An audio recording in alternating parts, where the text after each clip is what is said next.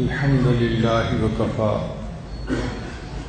وسلام على عباده الذين اصطفى أما بعد أعوذ بالله من الشيطان الرجيم بسم الله الرحمن الرحيم لقد كان لكم في رسول الله أسوة حسنة سبحان ربك رب العزة عما يصفون والسلام على المرسلين والحمد لله رب العالمين اللهم صل على سيدنا محمد وعلى آل سيدنا محمد وبارك وسلم۔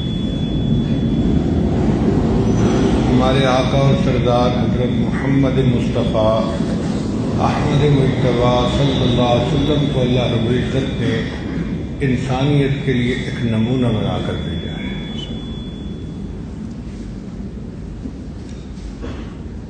ایسی شخصیت کہ جو ہر اعتبار سے انسانوں کے لیے نمونہ، چنانچہ بحیثیت ایک باپ کے بھی نمونہ، بحیثیت ایک خامن کے بھی نمونہ، بحیثیت ایک دوست کے بھی نمونہ، اور امیر قوم کی حیثیت سے بھی ایک نمونہ۔ جس زاویے سے دیکھا جائے نبی علیہ السلام کی مبارک زندگی ایک کامل نمونہ نظر آتی ہے۔ اب کچھ لوگ لیڈر تو بڑے اچھے ہوتے ہیں، گھر میں بیوی سے نہیں بنتی، طلاق ہو جاتی ہے، تو وہ بیویوں کے لیے نمونہ نہیں بن پاتے، مگر نبی علیہ السلام کی مبارک شخصیت کو جس انداز سے دیکھا جائے ہر زاویے سے آپ نمونہ نظر آتے ہیں۔ یہ ہے کامل نمونہ جو اللہ نے بھیجا۔ دنیا میں جتنے لوگ گزرے سب کی زندگی ادھوری رہی۔ بڑے بڑے شاعر گزرے، انہوں نے بڑا اچھا کلام لکھا، جیسے مولانا روم رحمۃ اللہ علیہ، مگر ان کی وفات کے بعد لوگوں نے کہا کہ ابھی اور کچھ کام کرنا باقی تھا، زندگی نے وفا نہ کی اور وہ دنیا سے چلے گئے، یعنی ان کی زندگی ادھوری رہی۔ بڑے بڑے فاتح اور جرنیل دنیا میں آئے، انہوں نے بڑے ملکوں کو فتح کیا، دنیا میں ان کی بہادری کا سکہ مانا، لیکن ان کے مرنے کے بعد بھی کہنے والوں نے یہی کہا کہ ابھی اس کا تو ارادہ اور بھی فتوحات کرنے کا تھا، زندگی نے وفا نہ کی اور وہ دنیا سے چلے گئے، یعنی اس کی زندگی بھی نامکمل زندگی، کامل زندگی نہیں ہے۔ بڑے بڑے سائنسدان آئے، ان کے بارے میں بھی یہی کہا گیا۔ آپ جس بندے کے حالات زندگی پڑھ کر دیکھیں، ہر ایک کے بارے میں لکھنے والوں نے یہی لکھا، وہ اور بھی بہت کچھ کرنا چاہتے تھے، زندگی نے وفا نہ کی، وقت نے اجازت نہ دی اور وہ دنیا سے چلے گئے، یعنی اپنا کام ادھورا چھوڑ کر دنیا سے چلے گئے۔ تو ہر انسان کی زندگی ادھوری زندگی نظر آتی ہے۔ تاریخ انسانیت میں ایک میرے آقا اور سردار صلی اللہ علیہ وسلم ہی کی زندگی ہے جو کامل اور پوری زندگی ہے۔ چنانچہ حجۃ الوداع کے موقع پر 1,24,000 صحابہ کی موجودگی میں نبی علیہ الصلوۃ والسلام نے صحابہ سے پوچھا، اے لوگو، میں جس مقصد کو لے کر دنیا میں آیا تھا کیا میں نے وہ مقصد پورا کر دیا؟ سب صحابہ نے یک زبان ہو کر کہا، اے اللہ کے نبی صلی اللہ علیہ وسلم، آپ نے امت کو نصیحت کر دی، وَأَدَّيْتَ الْأَمَانَةَ، امانت آپ نے پہنچا دی۔ جب سب نے تصدیق کی کہ آپ نے امانت پہنچا دی تو نبی علیہ السلام نے آسمان کی طرف اشارہ کر کے فرمایا، اللہم اشہد، اے میرے اللہ گواہ رہنا، میں جو مقصد دنیا میں لے کر آیا تھا اس مقصد کو پورا کر کے جا رہا ہوں۔ ایسی کامل زندگی کوئی دوسری نظر نہیں آتی۔ تو ہم اگر کسی کو اپنا رہبر بنانا چاہتے ہیں تو اس ہستی کو بنائیں جن کی کامل زندگی۔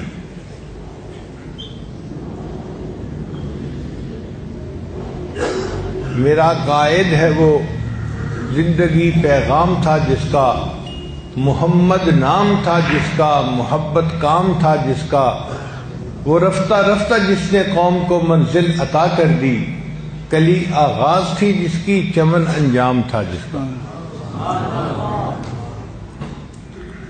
تو اللہ کے حبیب صلی اللہ علیہ وسلم کی مبارک زندگی کامل زندگی ہے، ایک ہی زندگی ہے جو ہر اعتبار سے کامل، جو آبجیکٹو لے کر آئے تھے ان کو پورا کر کے دنیا سے گئے۔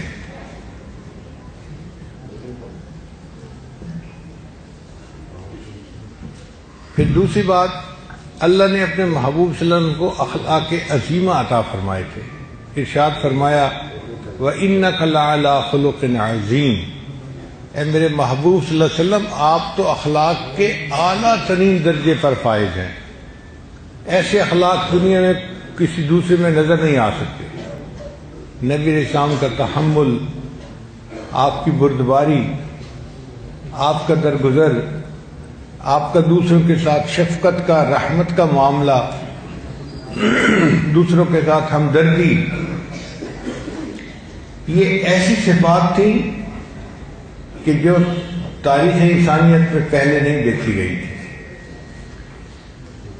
مشہور واقعہ ہے، ایک دیہاتی آیا، اس نے کلمہ پڑھا، اس کو ضرورت ہوئی پیشاب کی، تقاضے کی، تو مسجد نبوی کا جو صحن تھا اس میں کافی زمین خالی پڑی ہوئی تھی، وہ کمرے سے باہر نکلا اور اس صحن کے اندر، مسجد کے اندر بیٹھ کر اس نے یورینیٹ کر دیا۔ اب جب وہ پیشاب کر رہا تھا تو صحابہ نے دیکھا تو انہوں نے چاہا کہ اس کو ٹوکیں، نبی صاحب نے منع فرما دیا کہ اس حال میں اس کو ڈسٹرب نہ کرو۔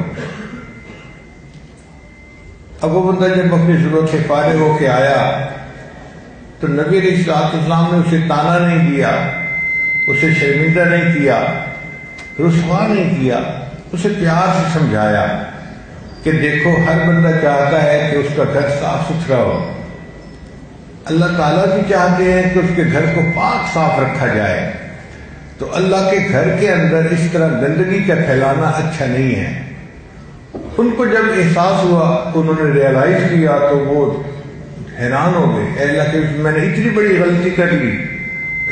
نبی علیہ السلام نے ان کے ساتھ غصے کا اظہار نہیں کیا، شفقت کا معاملہ کیا۔ وہ کچھ دیر کے بعد واپس جانے لگے، نبی علیہ السلام نے دیکھا کہ اس کے پاس سواری نہیں، تو نبی علیہ السلام نے اس کو سواری تحفے کے طور پر، ہدیے کے طور پر دے دی۔ وہ اور متاثر ہوا۔ پھر وہ جب اپنی بستی میں پہنچا تو وہاں جا کر اس نے اپنے بستی والوں کو پکارا، اے میرے چچا، اے میرے ماموں، اے فلاں، اے فلاں۔ لوگوں نے کہا کیا ہو گیا، تم نے کبھی اس طرح آوازیں نہیں دی، آج کیوں دے رہا ہے؟ اس نے کہا کہ میں نے ایک ایسے شخصیت کو دیکھا ہے کہ دنیا میں اتنے اچھے اخلاق والی شخصیت کوئی ہو نہیں سکتی۔ پھر اس نے پورا واقعہ سنایا۔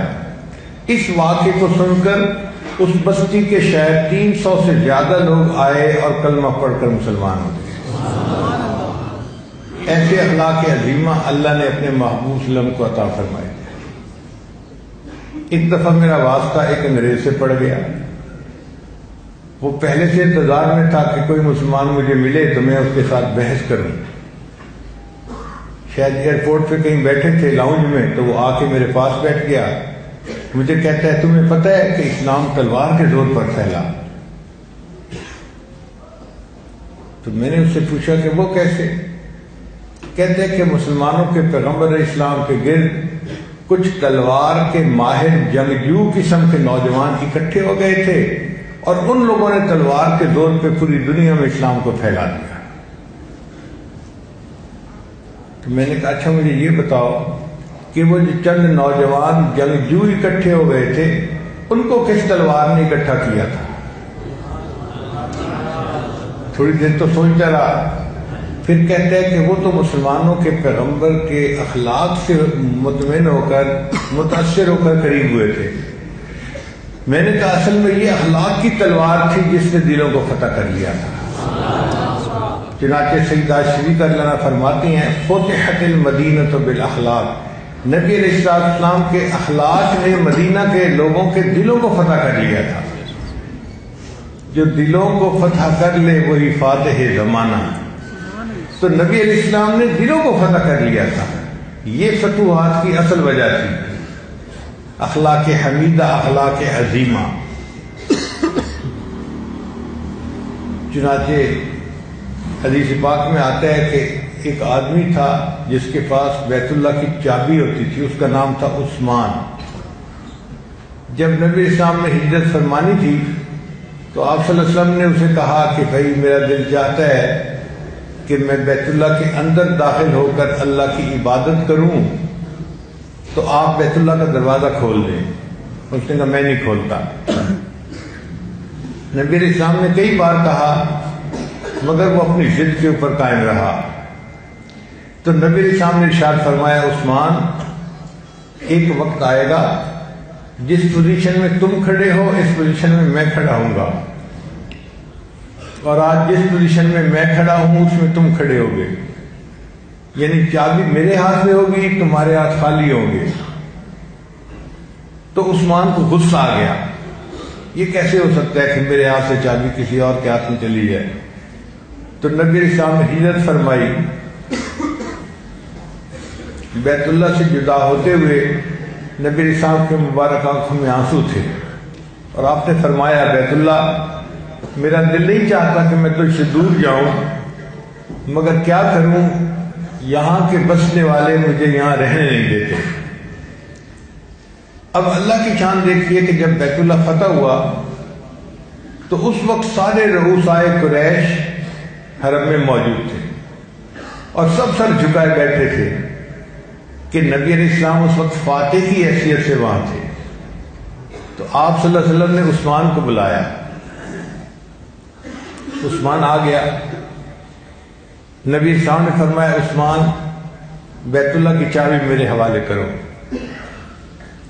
اب وہ انکار نہیں کر سکتا تھا، اس نے بیت اللہ کی چابی دے دی. نبی علیہ السلام نے بیت اللہ کا دروازہ کھلوایا اور اس کے اندر تشریف لے گئے اور اپنے رب کا شکر ادا کیا. نبی علیہ السلام کے ساتھ حضرت ابوبکر صدیق بھی تھے، حضرت عمر لانو بھی تھے، عثمان غنی بھی تھے، علی لانو بھی تھے، حضرت عباس لانو بھی تھے. یہ سب حضرات ساتھ ساتھ تھے. حضرت حمزہ لانو بھی تھے.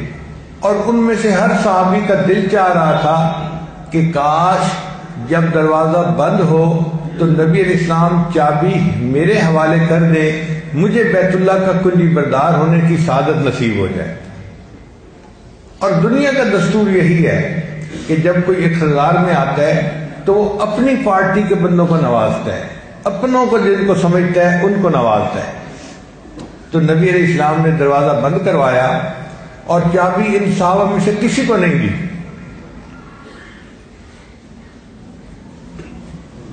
اللہ کے محبوب صلی اللہ علیہ وسلم نے اسی عثمان کو بلایا. عثمان اس وقت کو یاد کرو جب میں نے تمہیں کہا تھا کہ جس حال میں تم کھڑے ہو اس حال میں میں کھڑا ہوں گا، اور جس میں میں کھڑا ہوں اس حال میں تم کھڑے ہوگے. عثمان میرے اللہ نے وعدہ کو پورا کر دیا. آج چابی میرے ہاتھ میں ہے اور تم خالی ہاتھ میرے سامنے کھڑے ہو، مگر عثمان تم نے جب میرے ساتھ کیا میں تمہارے ساتھ نہیں کروں گا۔ نبی علیہ السلام نے پھر وہی چابی عثمان کے حوالے کی اور ساتھ ہی فرمایا کہ یہ قیامت تک تمہاری نسلوں میں ہی جاری رہے گی۔ اللہ نے میرے آقا صلی اللہ علیہ وسلم کو ایسے اخلاق عطا فرمائے، یہ اخلاق عظیمہ تھے جس کا درس آپ نے انسانیت کو دیا اور دنیا میں ایک نمونہ قائم کر دیا۔ اس لیے جو بندہ آپ صلی اللہ علیہ وسلم کے حالات زندگی کو زیادہ پڑھتا ہے وہ اتنا آپ سے محبت کرنے والا بن جاتا ہے۔ یہ عجیب بات ہے۔ عام بندوں کا تو یہ معاملہ کہ جو جتنا زیادہ جانتا ہے اتنا متنفر ہو جاتا ہے۔ اسی لیے بیٹی معتقد نہیں ہوتی، بیوی معتقد نہیں ہوتی، بیٹا معتقد نہیں ہوتا، ڈرائیور معتقد نہیں ہوتا، چونکہ یہ قریب کے رہنے والے لوگ ہیں، یہ قریب سے دیکھتے ہیں، ان کو عقیدت نہیں رہتی، وہ اصلیت کو جانتے ہیں۔ ہمارا حال یہ کہ جو جتنا زیادہ جانتا ہے اتنا متنفر ہوتا جاتا ہے، اور اللہ کے محبوب صلی اللہ علیہ وسلم کی شان یہ کہ جو جتنا زیادہ قریب تھا وہ اتنا نبی علیہ السلام سے زیادہ محبت کرنے والا تھا۔ بیوی سب سے زیادہ انسان کے قریب ہوتی ہے، اللہ نے اس کو لباس کہا ہے، اور نبی علیہ السلام پر سب سے پہلے ایمان لانے والی سیدہ خدیجہ کبریٰ رضی اللہ تعالیٰ عنہ، پھر آپ کے غلام حضرت زید لانو تھے، پھر حضرت علی لانو جو کزن تھے، پھر آپ کے سب سے قریبی دوست حضرت ابوبکر صدیق لانو تھے۔ جو جتنا قریبی تھا وہ اتنا جلدی ایمان لے آیا۔ اس لیے انگریزی کا ایک فقرہ یاد رکھیے، the more you know him the more you love him۔ جتنا زیادہ آپ نبی علیہ السلام کو جانتے جائیں گے اتنا آپ نبی علیہ السلام سے زیادہ محبت کرتے چلے جائیں گے۔ یہ ڈر کے کھچوٹ بات کی جا رہی ہے، کوئی ڈر کے نہیں میں بات کر رہا، ڈر کے کھچوٹ کہہ رہا ہوں کہ نبی علیہ السلام کو اللہ نے ایسا کامل نمونہ بنا کر بھیجا کہ جو بندہ جتنا ان کے بارے میں جانتا ہے اتنا وہ ان کی محبت میں اور گرفتار ہو جاتا ہے۔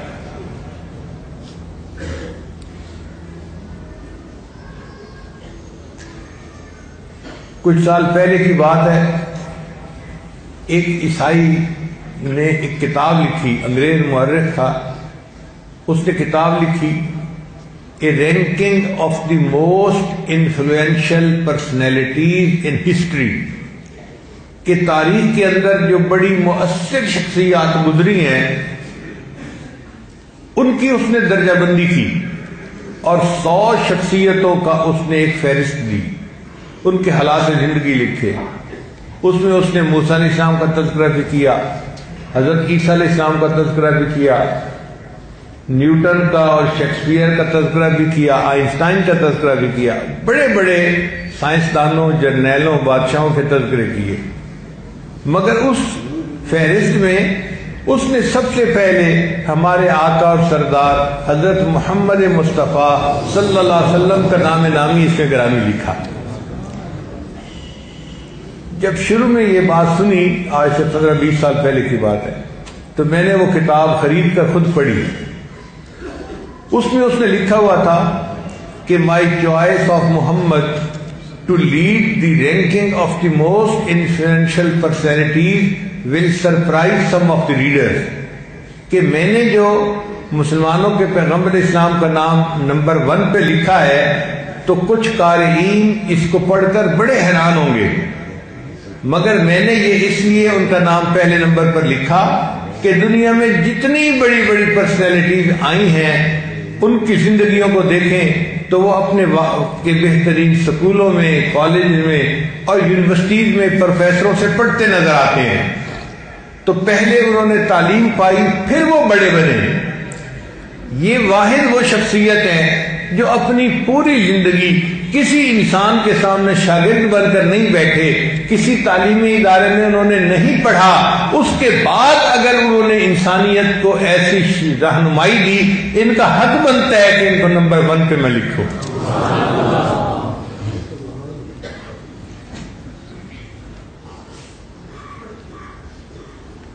تو تو نبی علیہ السلام کی مبارک زندگی کو دیکھ کر کافر لوگ بھی اس بات پہ مجبور ہیں کہ ان کو نمبر 1 پہ اپنی کتابوں میں لکھیں، اس لیے کہ نبی علیہ السلام انسانیت کے لیے کامل نمونہ تھے۔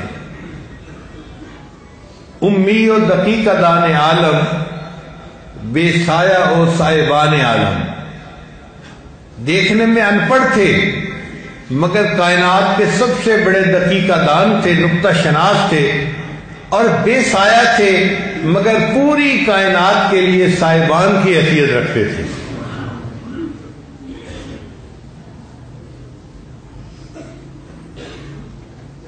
چنانچہ نبی علیہ السلام نے علم حاصل کرنے کے اتنے فضائل سنائے کہ اس سے پہلے ایسی فضیلت کسی نے نہیں سنائی ہوگی۔ ارشاد فرمایا، طلب العلم فریضۃ علی کل مسلم، علم کا حاصل کرنا ہر مسلمان کے اوپر فرض ہے۔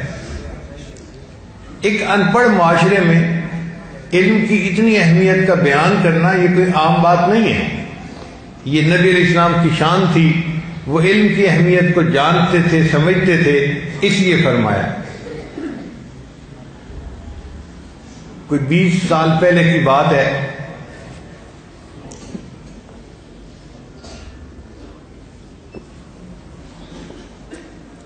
ہم نے ایک مینجمنٹ کا کورس کیا، اس میں مختلف فیکٹریز کے جنرل مینیجرز تھے، بڑے پڑھے لکھے لوگ تھے، انجینئر تھے سب، کوئی 50 کے قریب لوگ تھے، سیمینار تھا، اور اس میں جو لیکچر دینے والا آدمی آیا تھا اس کا نام تھا مسٹر براڈی، جرمن تھا۔ اس نے بتایا کہ میں 9 یونیورسٹیوں کا وزٹنگ پروفیسر ہوں، یعنی دنیا کی 9 مختلف یونیورسٹیوں میں جا جا کر میں لیکچر دیتا ہوں، میرے مینجمنٹ کے اوپر لیکچر کتنے پسند کیے جاتے ہیں۔ تو خیر ہم نے بھی وہ سیمینار اٹینڈ کیا۔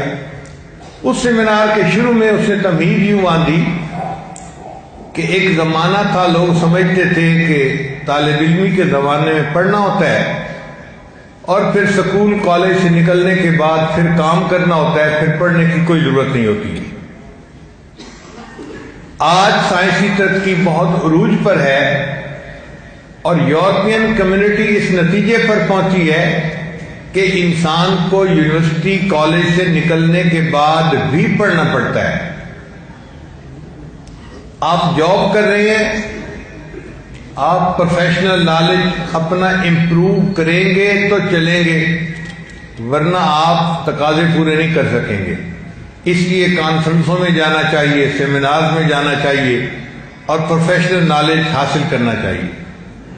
اس نے 2-3 مرتبہ یہ لفظ استعمال کیا کہ یورپین کمیونٹی اس نتیجے پر پہنچی کہ انسان کو بعد میں بھی پڑھنا چاہیے۔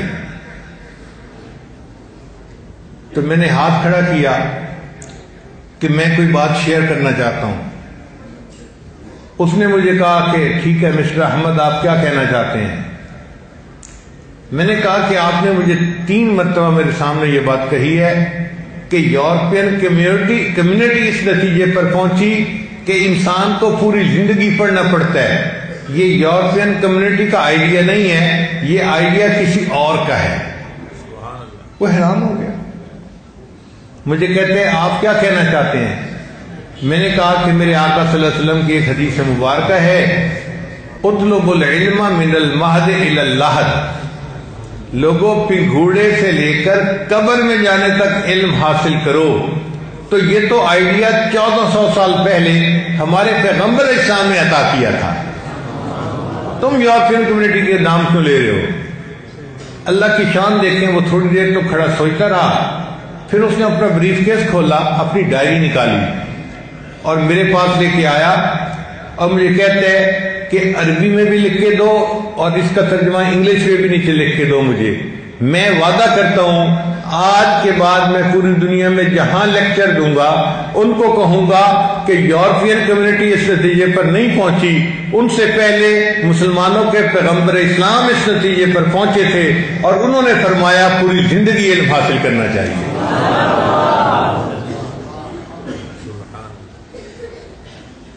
تو اللہ نے اپنے حبیب صلی اللہ علیہ وسلم کو ایک کامل نمونہ بنا کر بھیجا، ہر اعتبار سے، جس زاویے سے دیکھیں گے، جس اینگل سے دیکھیں گے، آپ کو نبی علیہ السلام ایک کامل نمونہ نظر آئیں گے۔ اور پھر آپ کے اخلاق حمیدہ تو ایسے ہیں کہ انسان حیران ہی رہ جاتا ہے۔ اس لیے اللہ رب العزت نے اپنے محبوب صلی اللہ علیہ وسلم کی شان کو خود بلند فرمایا، ارشاد فرمایا وَرَفَعْنَا لَكَ ذِكْرَكَ، اے میرے محبوب صلی اللہ علیہ وسلم ہم نے آپ کے ذکر کو بلند کیا۔ اب سوچنے کی بات ہے کہ جس کے ذکر کو اللہ بلند کرے ان کا ذکر دنیا میں کتنا بلند ہوگا۔ اسی لیے تو نبی علیہ السلام سے اپنے بھی محبت کرتے ہیں مسلمان بھی اور کافر بھی، عیسائی، یہودی، بلکہ ہندو، سکھ، انہوں نے بھی نعتیں لکھی ہیں نبی السلام کی شان میں، کتابیں لکھی گئی ہیں نبی السلام کی شان میں جو کافروں نے لکھی ہیں۔ اللہ نے ایسا ذکر بلند کیا کہ پوری دنیا ان کی عظمت کا اعتراف کرتی ہے۔ آج چونکہ ذرا سائنسی زمانہ ہے، نوجوان سائنسی بات کو جلدی سمجھتے ہیں، تو میں اسی بات کو ذرا اس انداز سے سمجھاتا ہوں کہ دیکھیے اذان جب بلند ہوتی ہے تو نبی علیہ السلام کا ذکر بلند ہو رہا ہوتا ہے، اشہد ان محمد رسول اللہ، مؤذن کہتے ہیں نا، تو نبی علیہ السلام کے ذکر کو بلند کرتا ہے نا۔ اب ذرا سنیے کہ پوری دنیا میں جو ملک مشرق میں ہے نا اس کا نام ہے فجی، اس کو مشرق دنیا کہتے ہیں، سب سے پہلے سورج وہاں طلوع ہوتا ہے، تو پوری دنیا میں سب سے پہلے فجر کا وقت فجی میں ہوتا ہے۔ اب جب وقت ہو گیا تو ایک ملک میں اذان دیتے دیتے آدھا گھنٹہ لگ جاتا ہے، اس مسجد میں اذان، پھر اس میں اذان، پھر اس میں اذان، پھر اس میں اذان، تو پورے ملک میں آدھے گھنٹہ تقریباً اذانیں ہوتی رہتی ہیں فجر کی۔ تو فجی میں جب فجر کی اذانیں ہو رہی ہوتی ہیں، پھر اس کے بعد اس کے آگے آسٹریلیا آ جاتا ہے، پھر آسٹریلیا میں اذانیں شروع ہو جاتی ہیں، پھر آسٹریلیا بڑا ملک ہے، اس کے بعد سمندر آ جاتا ہے، پھر سمندری جزیروں کے اندر مسلمان بستے ہیں، وہاں اذانیں شروع ہو جاتی ہیں۔ جب وہاں اذانیں ختم ہوتی ہیں تو ان کے آگے برونائی ایک ملک ہے، اس میں بھی مسلمان بستے ہیں، پھر وہاں پر اذانیں شروع ہو جاتی ہیں۔ پھر جب برونائی سے آگے ٹائم بڑھتا ہے تو ملیشیا میں اذانیں شروع ہو جاتی ہیں، پھر ملیشیا میں اذانیں ختم ہوتی ہیں تو انڈونیشیا میں اذانیں شروع ہو جاتی ہیں، پھر انڈونیشیا میں اذانیں ختم ہوتی ہیں تو سنگاپور میں اذانیں شروع ہو جاتی ہیں، پھر جب سنگاپور کے مسلمان اذانیں مکمل کرتے ہیں اس کے بعد برما میں اذانیں شروع ہو جاتی ہیں، پھر برما میں اذانیں ختم ہوتی ہیں تو بنگلہ دیش میں اذانیں، پھر بنگلہ دیش کے بعد ہندوستان کے اندر اذانیں شروع ہو جاتی ہیں۔ ہندوستان اور پاکستان کے وقت میں بھی آدھے گھنٹے کا فرق ہے، وہاں فجر کی اذان آدھا گھنٹہ پہلے ہو جاتی ہے، ہمارے ہاں بعد میں ہوتی ہے۔ پھر جب پاکستان میں اذانیں شروع ہوتی ہیں تو آپ کو پتہ ہے کہ پہلے وقت ہو جاتے ہیں اسلام آباد اور پشاور سائڈ پہ، پھر اس کے بعد لاہور میں ہوتا ہے، پھر اس کے بعد فیصل آباد، پھر اس طرح چلتے چلتے آدھے گھنٹے کے بعد کراچی میں فجر کا وقت ہوتا ہے۔ اسلام آباد اور کراچی کے نمازوں کے وقت میں تقریباً آدھے گھنٹے کا فرق ہوتا ہے، تو آدھا گھنٹہ پورے ملک میں اذانیں ہی ہوتی رہتی ہیں۔ پھر جب پاکستان میں اذانیں ختم ہوتی ہیں تو ایک گھنٹے کا فرق ہے دبئی میں، وہاں اذانیں شروع ہو جاتی ہیں۔ جتنی ایمریٹس ہیں، دبئی، شارجہ، فلاں فلاں، ان سب میں اذانوں کا وقت ہو جاتا ہے اور ایک گھنٹہ وہاں اذانیں ہوتی رہتی ہیں۔ جب وہاں وقت ختم ہوتا ہے تو سعودی عرب میں فجر کا وقت ہو جاتا ہے، وہاں اذانیں شروع ہوتی ہیں۔ اب سعودی عرب میں ابھی فجر کی اذانوں کا وقت ہو رہا ہوتا ہے کہ پیچھے فجی کے اندر ظہر کا وقت ہوتا ہے، پھر وہاں ظہر کی اذانیں شروع ہو جاتی ہیں، پھر ظہر کی اذان چلتی رہتی ہے، ادھر ظہر کا وقت ختم ہوتا ہے، پیچھے عصر کی اذانیں، پیچھے مغرب کی اذانیں، پیچھے عشاء کی اذانیں، وہاں عشاء کی اذان ہو رہی ہوتی ہے اور فجی میں پھر فجر کی اذان شروع ہو جاتی ہے۔ پوری دنیا میں کوئی ایک لمحہ ایسا نہیں جب کہیں نہ کہیں کسی نہ کسی مسجد میں اذان اقامت کی آواز بلند نہ ہو رہی ہو اور اللہ اپنے محبوب کے ذکر کو بلند نہ فرما رہے ہیں۔ اگر ہمارے پاس کوئی ایسا ریسیور ہوتا جو پوری دنیا کی مساجد کی آوازیں سن سکتا تو ہم سنتے، ابھی اذان فلاں جگہ ہو رہی ہے، ختم ہوئی نہیں، ابھی اذان فلاں جگہ شروع ہو گئی، اب فلاں جگہ شروع ہو گئی۔ 24 گھنٹے میں ایک لمحہ ایسا نہیں بنتا کہ دنیا میں اذان کہیں نہ ہو رہی ہو اور نبی علیہ السلام کے ذکر کو اللہ بلند نہ فرما رہے۔ اللہ فرماتے ہیں وَرَفَعْنَا لَكَ ذِكْرَكَ، اے میرے محبوب ہم نے آپ کے ذکر کو بلند کیا۔ جب اللہ نے ذکر بلند کیا تو سوچئے کیا بلندی اللہ نے عطا فرمائی ہوگی۔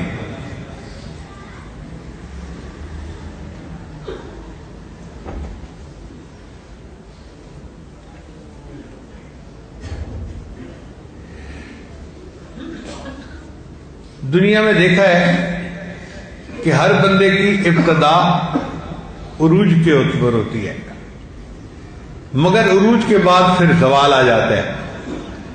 سورج کو دیکھیے، صبح طلوع ہوتا ہے، پھر اس کی گرمی جو ہے نا وہ زور پکڑ جاتی ہے، دوپہر کے وقت عروج ہوتا ہے اس کا، پھر اس کے بعد زوال کا وقت شروع ہو جاتا ہے، اور زوال کے بعد ایک وقت آتا ہے کہ سورج غروبی ہو جاتا ہے۔ تو دنیا میں ہر عروج کے بعد آپ نے زوال دیکھا ہوگا، مگر میرے آقا صلی اللہ علیہ وسلم کے بارے میں اللہ فرماتے ہیں اے میرے محبوب صلی اللہ علیہ وسلم وَلَلْآخِرَةُ خَيْرٌ لَكَ مِنَ الْأُولَى، آپ کا آنے والا وقت آپ کے گزرے ہوئے وقت سے زیادہ اعلیٰ ہوگا۔ چنانچہ میرے آقا کے بچپن سے آپ کا لڑکپن اعلیٰ، آپ کے لڑکپن سے آپ کی جوانی اعلیٰ، اور آپ کی جوانی سے آپ کا بڑھاپا اعلیٰ، اور آپ کے دنیا میں رہنے سے قبر میں تشریف لے جانا اعلیٰ، اور قبر میں رہنے سے قیامت کے دن اللہ کے سامنے پیش ہونا اس سے بھی اعلیٰ۔ تو محبوب کو اللہ نے زوال نہیں دیا، ہمیشہ عروج ہی عروج عطا فرمایا ہے۔ اس لیے سیدہ شریف اللہ فرماتی تھی لنا شمسم وللآفاق شمس، ایک ہمارا بھی سورج ہے اور ایک آسمان ایک تیرا بھی سورج ہے، مگر تیرا سورج صبح طلوع ہوتا ہے اور شام کو غروب ہو جاتا ہے، اور میرا سورج ایسا ہے جو عشاء کے بعد طلوع ہوتا ہے کہ آپ عشاء کے بعد گھر آیا کرتے تھے، میرا سورج عشاء کے بعد طلوع ہوتا ہے، اور میرے سورج کی زندگی میں اللہ نے زوال نہیں لکھا، صرف عروج ہی اللہ نے لکھا ہے۔ تو محبوب صلی اللہ علیہ وسلم اللہ نے ایسی زندگی عطا فرمائی کہ آپ کا آنے والا وقت آپ کے گزرے وقت سے زیادہ اعلیٰ تھا۔ پھر نبی علیہ السلام کو اللہ نے ایک اور بات فرمائی کہ اے میرے محبوب صلی اللہ علیہ وسلم عسیٰ ان یبعثک ربک مقاما محمودا، اللہ آپ کو مقام محمود عطا فرمائے گا۔ یہ مقام محمود کا ملنا ایک عجیب نعمت ہے۔ نبی اسلام ارشاد فرماتے ہیں قیامت کا دن ہوگا اور لوگ بہت زیادہ دہشت کی حالت میں ہوں گے، پسینے میں شرابور، گرمی ہوگی، سایہ عرش کے سوا اور کہیں نہیں ہوگا، اور جہنم کے اندر ابال آئے گا اور انگارے آسمان کی طرف اچھلیں گے، اور جب آسمان کی طرف جائیں گے اور نیچے گریں گے تو انبیاء میں سے کوئی نبی ایسا نہیں ہوگا جو خوف زدہ نہ ہو کہ کہیں یہ انگارے میرے اوپر آ کر نہ گر جائیں۔ امام غزالی رحمۃ اللہ لکھتے ہیں کہ لوگوں کے اوپر اتنا خوف ہوگا ان کے بالوں کی جڑ سے پسینے کا قطرہ نکلنے کی بجائے خون کے قطرے نکل رہے ہوں گے، اتنا خوف ہوگا۔ اس خوف کی حالت میں سب انبیاء نبی اسلام کے پاس آئیں گے اور کہیں گے کہ آپ اللہ کے محبوب ہیں، آپ اللہ سے سفارش کیجئے کہ اللہ تعالیٰ اپنی مخلوق کا حساب لے لے اور اس پریشانی سے اور اس تنگی سے ہمیں نجات ہو جائے، ہم سے یہ گرمی برداشت نہیں ہو رہی۔ تو نبی علیہ السلام کو اللہ مقام محمود عطا فرمائے گا۔ اللہ کے محبوب صلی اللہ علیہ وسلم وہاں جائیں گے، ارشاد فرماتے ہیں میں وہاں جا کر سجدہ کروں گا اور میں سجدے میں اللہ کے سامنے رونا شروع کر دوں گا۔ جب میں سجدے میں اللہ کی ایسی حمد بیان کروں گا، نہ اس سے پہلے کسی نے ایسی حمد بیان کی، نہ اس کے بعد کوئی ایسی حمد بیان کر سکے گا، ایسی اللہ کی تعریفیں کروں گا اور رونا شروع کر دوں گا۔ اللہ فرمائیں گے اے میرے محبوب ارفع راسک، اپنا سر اٹھائیے، سل توتا، آپ جو مانگیں گے میں آپ کو عطا کروں گا۔ تو نبی علیہ السلام فرماتے ہیں پھر میں اپنا سر اٹھاؤں گا اور میں عرض کروں گا اے اللہ، آپ کے بندے اس وقت بہت مشکل حالات میں ہیں، آپ ان کا حساب لیجئے تاکہ یہ اس گرمی سے نجات پائیں اور ان کو آپ جنت کی جگہ عطا فرمائیں۔ اللہ فرمائیں گے اچھا میرے محبوب حساب کے لیے کسی کو پیش کیجئے۔ علماء نے کتابوں میں لکھا ہے کہ نبی علیہ السلام حضرت ابوبکر صدیق لانو کو کہیں گے ابو بکر آگے بڑھو اور اپنی زندگی کا حساب پیش کرو۔ ابو بکر صدیق لانو پہلے عرض کریں گے اے اللہ کے حبیب صلی اللہ علیہ وسلم، میں تو مسلمان بڑی عمر میں جا کر ہوا، بہتر یہ ہوتا کہ آپ کسی ایسے بندے کو پیش کرتے جو بچپن سے مسلمان ہوا اور پوری زندگی اس نے اسلام میں گزاری۔ نبی اسلام پھر فرمائیں گے نہیں ابو بکر تم ہی آگے بڑھو۔ جب نبی اسلام حکم فرمائیں گے تو ابو بکر صدیق لانو آگے بڑھیں گے اور ان پر بھی اللہ تعالیٰ کا خوف طاری ہوگا، اللہ کے جلال کی کیفیت ہوگی، اور وہ بھی نبی اسلام کی اتباع میں سجدے میں جا گریں گے اور رونا شروع کر دیں گے۔ جب صدیق اکبر لانو رو رہے ہوں گے تو اللہ فرمائیں گے ابو بکر تو میرے محبوب کا یار غار ہے اور تو نے تو میرے محبوب پر اتنے احسانات کیے کہ میرے محبوب نے فرمایا میں نے دنیا میں سب کے احسانات کے بدلے دے دیے، ابو بکر تیرے احسان کا بدلہ قیامت کے دن اللہ دے گا۔ تو ایسی زندگی گزار کے آیا ہے، چل میں نے تیرے سب گناہوں کو معاف کیا اور بلا حساب تجھے جنت عطا فرما دی۔ جب صدیق اکبر اس حساب سے نکل کر جنت کی تفتیش سے جائیں گے تو نبی اسلام عمر لانو کو یہی حکم دیں گے۔ عمر لانو بھی ابتدا میں یہی الفاظ کہیں گے اے اللہ کے حبیب صلی اللہ علیہ وسلم، میں تو عمر کے بڑے حصے میں جا کر مسلمان ہوا، آپ کسی ایسے بندے کو پیش کریں جو بچپن سے مسلمان ہو اور پوری زندگی اس نے اسلام میں گزاری ہو۔ مگر نبی علیہ السلام فرمائیں گے نہیں عمر تم اپنا حساب پیش کرو، تو حضرت عمر لانو بھی آگے بڑھیں گے اور وہ بھی رونا شروع کر دیں گے۔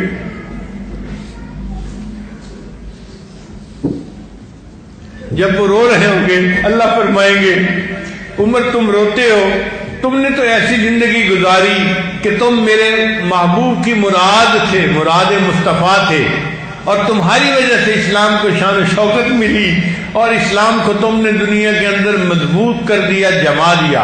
تمہاری ایسی زندگی کو دیکھ کے میں اتنا خوش ہوں کہ چلو تمہیں میں نے بلا حساب جنت عطا فرما دی۔ پھر نبی علیہ السلام حضرت عثمان غنی لانو کو حکم فرمائیں گے، حضرت عثمان غنی لانو رونا شروع کر دیں گے کہ میں کیسے حساب اللہ کے سامنے پیش کروں۔ جب عثمان غنی لانو روئیں گے تو اللہ تعالیٰ فرمائیں گے عثمان تو نے ایسی زندگی گزاری کہ ایک مرتبہ عید کا دن تھا اور میرے محبوب صلی اللہ علیہ وسلم عید کی نماز پڑھنے کے لیے جا رہے تھے تو عائشہ صدیقہ رضی اللہ تعالی عنہا نے کہا کہ اے اللہ کے حبیب صلی اللہ علیہ وسلم عید کا دن ہے، کچھ پیسے دے دیجئے، ہم کچھ گروسری منگا لیں، کھانا بنائیں گے، آج ہم بھی کھائیں گے اور مدینہ کی بیوائیں بھی آئیں گی اور یتیم بچے بھی آئیں گے، ان کو بھی کھانا کھلائیں گے۔ تو نبی علیہ السلام نے جواب دیا تھا کہ میرے پاس تو کچھ پیسہ نہیں دینے کے لیے، تو وہ خاموش ہو گئی۔ اب نبی علیہ السلام عید کی نماز پڑھنے کے لیے چلے گئے، جب واپس تشریف لائے تو حیران، گھر میں کھانا بنا ہوا ہے، گھر والے بھی کھا رہے ہیں اور مہمان عورتیں یتیم بچے سب کھانا کھا رہے ہیں۔ تو نبی علیہ السلام نے سیدہ صدیقہ رضی سے پوچھا کہ یہ کھانا کیسے یہاں پکا اور کیسے آیا؟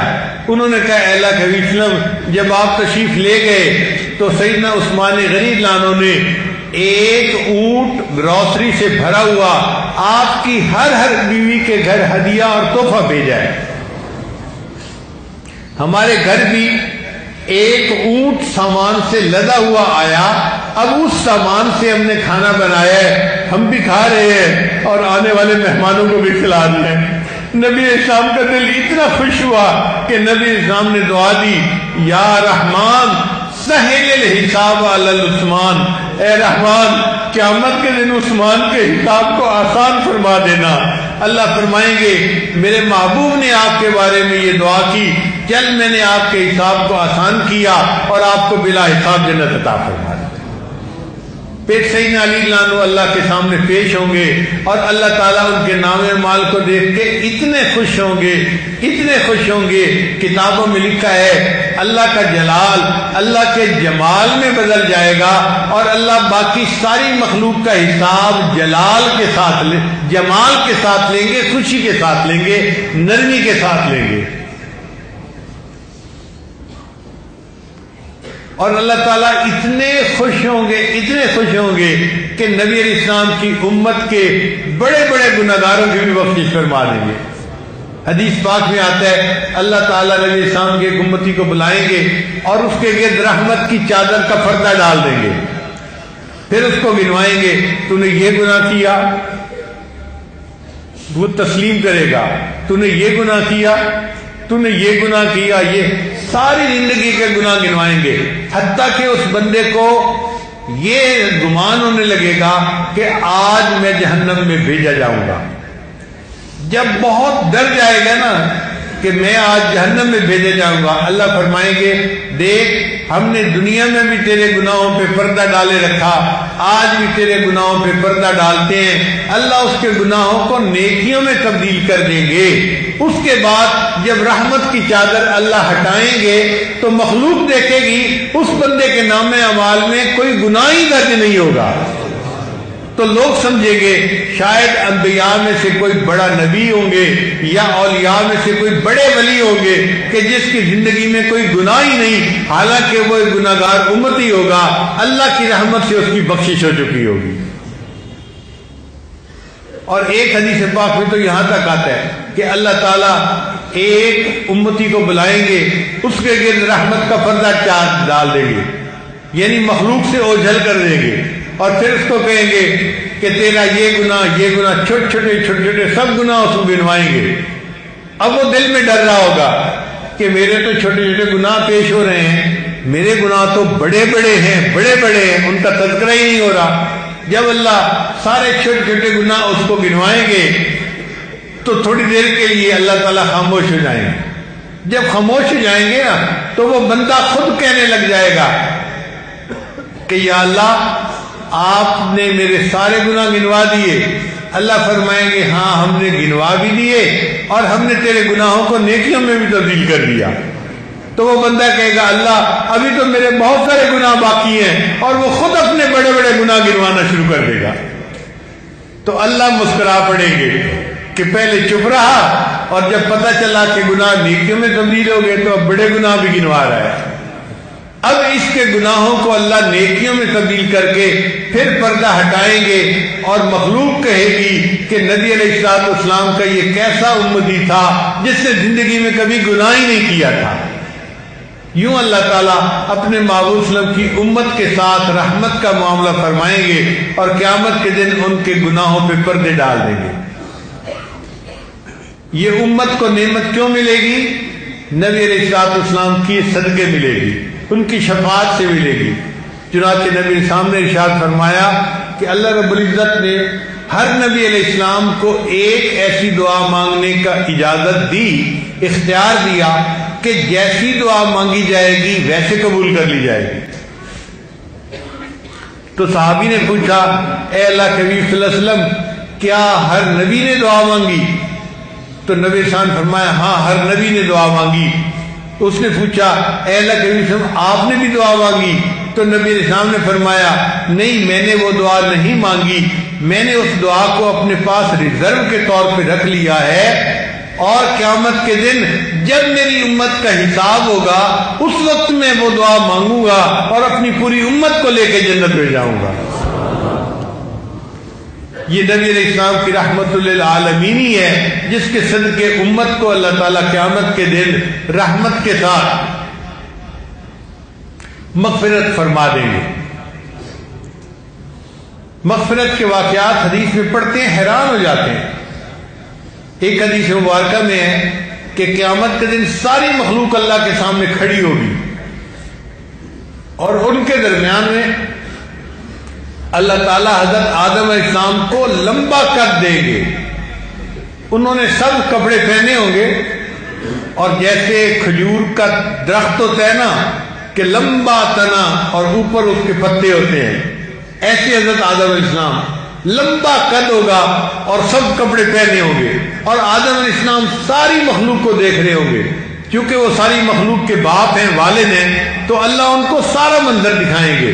مجمع زیادہ ہو تو دیکھنے والے کو اونچی جگہ بیٹھنا پڑتا ہے، تو اللہ تعالیٰ آدم علیہ السلام کا قد اونچا کر دیں گے، چنانچہ ساری مخلوق کھڑی ہوگی، وہ بھی کھڑے ہوں گے، مگر کھجور کے درخت کی طرح وہ سارے مجمع کو دیکھ رہے ہوں گے کہ اس کے ساتھ کیا ہو رہا ہے۔ نبی علیہ السلام کے ایک امتی کا حساب کتاب ہوگا۔ اب اس امتی کے گناہ زیادہ ہوں گے اور نیکیاں کم ہوں گی، تو فرشتہ اعلان کرے گا کہ فلاں آدمی کا میزان کیا گیا اور اس کی نیکیاں کم ہیں اور گناہ زیادہ ہیں، لہذا اس بندے کو لے جاؤ جہنم میں۔ تو فرشتے آئیں گے جو جہنم میں لے جانے والے ہیں اور اس بندے کو پکڑ کے گھسیٹ کے جہنم کی طرف لے کے جائیں گے۔ اب جب گھسیٹ کر لے جا رہے ہوں گے نا تو آدم علیہ السلام کہیں گے یا احمد یا احمد۔ نبی علیہ السلام کا نام قیامت کے دن احمد ہوگا، نبی علیہ السلام کو پکاریں گے۔ نبی علیہ السلام جہاں بھی ہوں گے آپ فرمائیں گے لبیک یا ابو البشر، اے بشر کے والد لبیک میں حاضر ہوں۔ تو حضرت آدم علیہ السلام ان کو بتائیں گے کہ دیکھو آپ کے ایک امتی کو فرشتے جہنم کی طرف کھینچ کے لے جا رہے ہیں۔ نبی علیہ السلام جب یہ بات سنیں گے تو آپ سب کھڑے ہو جائیں گے۔ حدیث کے الفاظ تو یہ ہیں کہ آپ اپنی تہبند کو کس کے باندھ لیں گے۔ عربوں میں جب کسی بڑے کام کا ارادہ بندے نے کرنا ہوتا تھا نا تو وہ اپنی چادر کس کے باندھتے تھے کہ مجھے جاتے ہوئے کوئی رکاوٹ پیش نہ آئے۔ تو نبی علیہ السلام اپنی چادر کو کس کر باندھیں گے اور ان فرشتوں کے پیچھے تیزی کے ساتھ چلیں گے۔ وہ فرشتے اس بندے کو کھینچ کے لے جا رہے ہیں، کھینچ کے لے جا رہے ہیں۔ تو نبی علیہ السلام ان فرشتوں کو کہیں گے اے فرشتوں رک جاؤ رک جاؤ رک جاؤ۔ وہ فرشتے نہیں سنیں گے، کہیں گے نحن غلاظ شداد، ہم تو غلاظ اور شداد ہیں، سخت گیر ہیں، ہم نہیں کسی کی بات سنتے، ہم وہ کرتے ہیں جو ہمیں اللہ نے حکم دیا۔ جب فرشتے رکنے سے باز نہیں آئیں گے اور اس کو لے کے جا رہے ہوں گے تو حدیث پاک میں آتا ہے اللہ کے حبیب صلی اللہ علیہ وسلم عرش کی طرف دیکھیں گے اور اپنی مبارک داڑھی کو پکڑ کر عرش کی طرف دیکھ کر عرض کریں گے اللہ کیا آپ نے میرے ساتھ وعدہ نہیں کیا تھا کہ میں تمہیں اور تمہارے ساتھ ایمان والوں کو قیامت کے دن رسوا نہیں کروں گا۔ یوم لا یخزی اللہ النبی والذین آمنوا معہ، اللہ آپ نے میرے ساتھ تو یہ وعدہ فرمایا تھا۔ جب نبی علیہ السلام یہ فرمائیں گے تو عرش کے اوپر سے آواز آئے گی اے فرشتوں رک جاؤ، اطیعوا محمد، اور محمد صلی اللہ علیہ وسلم جو کہہ رہے ہیں ان کے حکم کو مانو۔ چنانچہ فرشتے رک جائیں گے اور اس بندے کو جہنم نہیں لے جائیں گے، اس کو پھر واپس وہ میزان پر لے آئیں گے اور اس کی دوبارہ اعمال کی جو ہے وہ حساب شروع ہوگا، مگر پھر گناہ زیادہ ہوں گے اور نیکیاں کم ہوں گی۔ اب جب نیکیاں کم ہوں گی تو نبی علیہ الصلوۃ والسلام اپنے پاس سے ایک کاغذ کا چھوٹا سا پرچہ نکالیں گے اور وہ پرچہ اس کے نیکیوں کے نام اعمال میں ڈال دیں گے۔ وہ اتنا بھاری ہوگا کہ نیکیوں کا پلڑا جھک جائے گا۔ چنانچہ فرشتہ اعلان کرے گا سعید فلان ابن فلان، فلاں فلاں کا بیٹا وہ سعید بن گیا، نیکیاں زیادہ ہو گئی، اب اس بندے کو جنت میں لے کے جاؤ۔ جب اس بندے کو جنت میں جانے کا اعلان ہوگا تو وہ بندہ بڑا حیران ہوگا۔ حدیث پاک میں آتا ہے وہ نبی علیہ السلام کی طرف دیکھے گا اور کہے گا کہ اے بندے تیرا چہرہ کتنا خوبصورت ہے اور تو کتنا رحیم و کریم ہے کہ تیری وجہ سے اللہ نے مجھے جہنم کی آگ سے بچا دیا اور میرے لیے جنت جانے کا فیصلہ فرما دیا. من انت، آپ ہیں کون؟ تو نبی علیہ السلام فرمائیں گے انا نبیو کا محمد، میں تیرا نبی محمد صلی اللہ علیہ وسلم ہوں. وہ کہے گا کہ آپ نے میرے نیکیوں کے نام عمل میں کیا ڈالا؟ تو نبی علیہ السلام فرمائیں گے یہ وہ درود شریف تھا جو تو پڑھا کرتا تھا. آج یہ درود شریف اس وقت تیرے کام آیا جب تو اس کا محتاج تھا. تو نبی علیہ السلام امت کی شفاعت کریں گے اور امت کے لیے جنت میں جانا آسان فرما دیں گے. حدیث مبارکہ میں آتا ہے کہ ابو بکر صدیق عنہ بیٹھے تھے اور ساتھ عمر عنہ بھی تھے. نبی علیہ السلام اللہ سے دعا مانگ رہے تھے کہ اے اللہ اپنے بندوں پر رحمت فرمانا، قیامت کے دن رحمت فرمانا، رحمت کی درخواست فرما رہے تھے. تو اللہ تعالیٰ نے نبی علیہ السلام کو بشارت دی کہ اے میرے محبوب صلی اللہ علیہ وسلم میں رحمت کا معاملہ بھی کروں گا اور ایک لپ بھر کر جہنمیوں کی جہنم سے نکال کے جنت میں ڈال دوں گا جن کا کوئی عمل نہیں ہوگا، اپنی رحمت کا اظہار ہوگا میرا.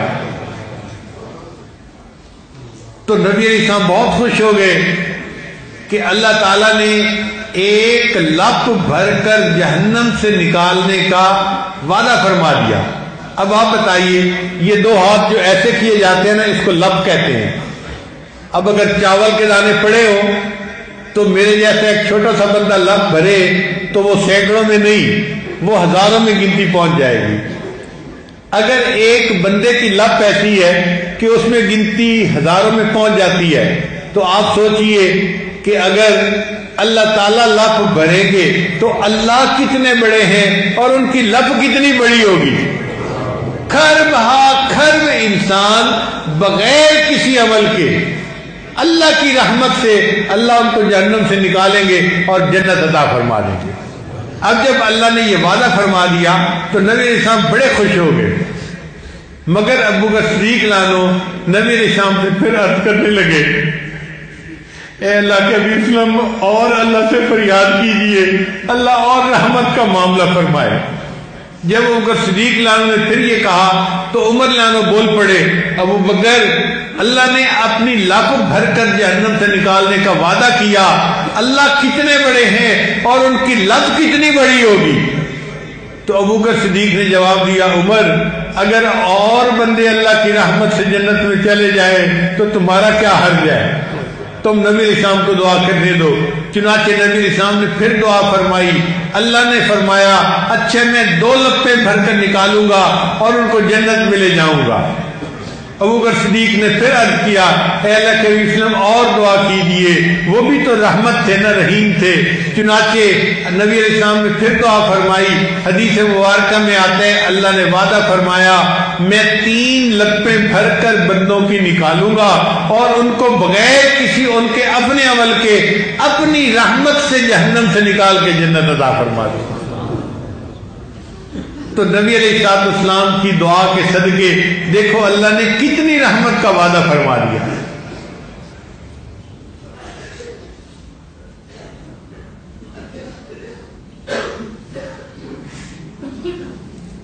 پھر اللہ رب العزت نے قرآن مجید کی آیت اتاری وَلَسَوْفَ يُعْتِيكَ رَبُّكَ فَتَرْضَىٰ.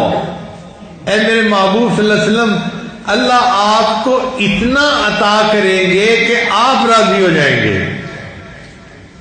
اللہ آپ کو اتنا عطا کریں گے کہ آپ راضی ہو جائیں گے. میرے حضرت رحمۃ اللہ اس کا ترجمہ یوں فرمایا کرتے تھے کہ جب کوئی بندہ کسی کو دے رہا ہو نا اور زیادہ برتن میں کوئی چیز ڈال دے تو وہ کہتے ہیں بس بس بس، یعنی دودھ ڈالنے والے نے اتنا دودھ ڈالا کہ اب دودھ گرنے کے قریب ہو گیا تو لینے والا کہتا ہے بس بس بس. تو حضرت فرماتے تھے فترضا کا یہ معنی ہے اے میرے محبوب اللہ آپ کو اتنا عطا کریں گے کہ آپ ہی بس بس کرنے لگ جائیں گے، اتنا عطا کریں گے کہ آپ ہی بس بس کریں گے. تو جب یہ آیت اتری تو نبی علیہ السلام بڑے خوش صحابی نے پوچھا اے اللہ کے نبی صلی اللہ علیہ وسلم آپ اتنے خوش کیوں محسوس ہو رہے ہیں؟ نبی علیہ السلام نے فرمایا اللہ نے وعدہ فرما لیا ہے کہ وہ مجھے اتنا دیں گے کہ میں راضی ہو جاؤں گا، اور میں تمہیں بتا دوں میں اس وقت تک راضی نہیں ہوں گا جب تک میرے آخری امتی کو بھی اللہ جنت نہیں عطا فرما دیں گے۔ جس محبوب کی شفقت اور رحمت امت پر اتنی ہے، جو راتوں کو رویا کرتے تھے امت کے لیے اور دعائیں کیا کرتے تھے، ہم اس جو ہے وہ نبی رحمت کی سیرت کو کیا بیان کر سکتے ہیں؟ بس اتنا سا ہے کہ ہم نے اپنا نام لکھوانے کے لیے یہ نبی علیہ السلام کا تذکرہ کر دیا۔ شاعر کہتا ہے ما ان مدحت محمدا بمقالتی لیکن مدحت مقالتی بے محمدہ، کہ میں نے نبی علیہ السلام کا تذکرہ کر کے اپنے مقالہ میں کوئی نبی کی شان کو بلند نہیں کیا، بلکہ محبوب کا تذکرہ کر کے میں نے تو اپنے مقالے کی شان کو بڑھا دیا ہے۔ تو نبی علیہ السلام کا تذکرہ کر کے ہم نے تو اپنے آپ کو، جیسے ہوتا ہے نا لہو لگا کے شہیدوں میں شامل ہونے والی بات، وہ والی بات کر لی ہے، کیونکہ ربیع الاول مہینے میں نبی علیہ السلام کی سیرت کے بارے میں باتیں ہوتی ہیں، تو ہمارے بیانات کا ایک سلسلہ چل رہا تھا، اکثر و بیشتر بیان اللہ کی رحمت، اللہ کی محبت اور توبہ استغفار اور اس کے اوپر تھے۔ تو آج دل میں خیال آیا کہ کیوں نہ ہم یہاں پر نبی رحمت کے بارے میں، ان کی سیرت مبارکہ میں بارے میں کچھ بات کر کے اپنا نام بھی نبی علیہ الصلوۃ والسلام سے محبت رکھنے والوں میں، کرنے والوں میں شامل کروا لیں۔ اللہ تعالی ہمیں قیامت کے دن نبی علیہ السلام کے عشاق میں کھڑا فرمائے اور ان کے قدموں میں جگہ نصیب فرمائے، اور جنت میں اللہ ہمیں ان کا پڑوس عطا فرمائے۔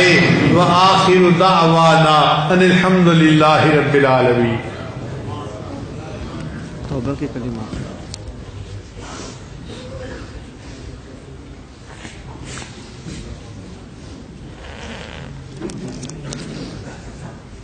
دعا سے پہلے توبہ کے کلمات پڑھائے جائیں گے۔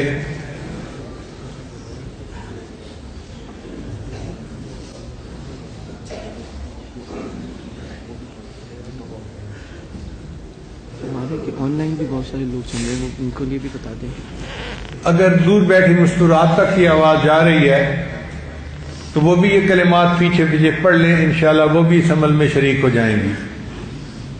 اب مجھے بتایا گیا ہے کہ دور بیٹھے لوگ انٹرنیٹ کے ذریعے سے بھی یہ پروگرام سن رہے ہیں، تو اگرچہ وہ ہم اس وجہ سے موجود نہیں، وہ اپنی جگہوں پر اپنے ملکوں میں بیٹھے بیٹھے ان کلمات کو پڑھ لیں گے تو انشاءاللہ وہ بھی اس عمل میں شریک ہو جائیں گے۔ یہ کلمات سچے دل کے ساتھ پیچھے پیچھے پڑھیے۔ بسم اللہ الرحمن الرحیم، لا الہ الا اللہ محمد الرسول اللہ، آمنت باللہ وملائکتہ وکتبہ ورسلہ والیوم الآخر والقدر خیرہ وشرہ من اللہ تعالی والبعث بعد الموت، آمنت باللہ کما ہوا باسمائہ وصفاتہ وقبلت جمیع احکامہ اقرار باللسان وتصدیق بالقلب، اشہد ان لا الہ الا اللہ واشہد ان محمدا عبدہ ورسولہ، استغفر اللہ ربی من کل ذنب واتوب الیہ برحمتک یا ارحم الراحمین۔ ان کلمات کو پڑھنے سے ہم تو بتائے ہو چکے ہیں، چند معمولات ہیں جن کو باقاعدگی سے کریں گے تو اللہ تعالیٰ دل کو منور کریں گے۔ پہلا عمل ہے 100 مرتبہ استغفار صبح شام پڑھنا، استغفر اللہ ربی من کل ذنب واتوب الیہ۔ دوسرا عمل 100 مرتبہ درود شریف صبح شام پڑھنا، اللہم صلی علی سیدنا محمد وعلی آل سیدنا محمد وبارک وسلم۔ تیسرا عمل قرآن مجید کی تلاوت روزانہ کرنا، ایک پارہ کریں تو بہت اچھا، مشکل ہو تو آدھا پارہ صحیح، اور مشکل ہو تو ایک پاؤ پڑھ لیں، اور مشکل ہو تو ایک صفحہ ہی پڑھ لیں، مگر پڑھیں ضرور۔ کوئی زندگی کا دن قرآن مجید کی تلاوت کے بغیر نہیں گزرنا چاہیے۔ ہم نے ایسے لوگ دیکھے ہیں جو ڈیلی اخبار پڑھتے ہیں، اور خدا کے بندے قرآن مجید کو اتنا تو درجہ دیں جتنا دوسرے لوگ اخبار کو درجہ دیتے ہیں۔ ہم قرآن مجید کھولے بغیر پورا دن گزار بیٹھتے ہیں، یہ اچھی عادت نہیں ہے۔ ہر روز تلاوت ہونی چاہیے تاکہ ہمارا دل قرآن مجید کے نور سے منور ہو۔ نبی اسلام نے فرمایا تبرک بالقرآن فإنہ کلام اللہ، قرآن مجید سے برکت حاصل کرو، وہ اللہ کا کلام ہے، تو ڈیلی اس سے برکت حاصل کرنی چاہیے۔ چوتھی چیز ہے چلتے پھرتے لیٹے بیٹھے ہر وقت دل میں اللہ کو یاد کرنا۔ دست بکار دل بیار، ہاتھ کام کاج میں مشغول اور دل اللہ کی یاد میں مشغول۔ ہتھ کارول دل یارول، ہاتھ کام کاج میں لگے ہوں اور دل اللہ کو یاد کر رہا ہو۔ اور پانچویں چیز ہے مراقبہ، اور مراقبے کا طریقہ یہ ہے کہ انسان تھوڑی دیر کے لیے ساری دنیا کے باتوں سے فارغ ہو کے جب نماز پڑھے تو مصلی پہ بیٹھ کے قبلہ رو ہو جائے، یکسو ہو جائے، اور اللہ سے اپنی تار جوڑ لے، اور یہ محسوس کرے کہ اللہ کی رحمت آ رہی ہے، میرے دل میں سما رہی ہے، میرے دل کی ظلمت اور سیاہی دور ہو رہی ہے، اور میرا دل اللہ اللہ اللہ یہ میرا دل کہہ رہا ہے۔ انشاءاللہ 10-15 منٹ کا یہ مراقبہ دل کو منور کرے گا، اور آپ اللہ کی محبت میں اضافے کو خود محسوس کریں گے۔ ابھی ہم دعا سے پہلے تھوڑی دیر مراقبے کی مشق کر لیتے ہیں، لہذا جتنے حضرات ہیں یا دور بیٹھی خواتین ہیں آنکھوں کو بند کر لیں، سر کو جھکا لیں اور اپنی تار اللہ سے جوڑ لیں، اور محسوس کریں کہ دل اللہ اللہ کہہ رہا ہے اور میں سن رہا ہوں۔